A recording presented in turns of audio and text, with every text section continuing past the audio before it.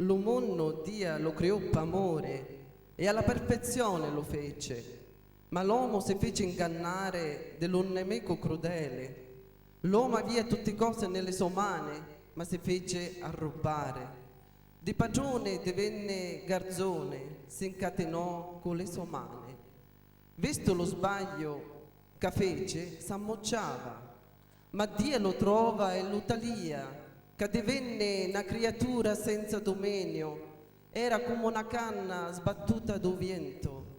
Quando lo Signore vette che l'uomo non si poté più arrepigliare, pena ci fece, pigliato d'amore, lasciò lo trono che avia e venne a dare la mano all'uomo misero che soffria.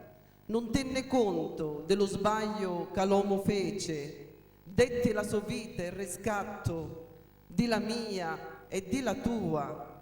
Io l'accettai come Signore da vita mia. Aggrappamoci allo Signore con tutto il cuore, perché non c'è delode. Ti sarà vicino se tu non t'allontani, e ogni amarizia ti leva, se d'amore ti fa colmare. È un gran sospiro tu puoi fare. E ora ti voglio salutare e con un abbraccio santo ti voglio lasciare. Ricordati sempre del nostro Signore.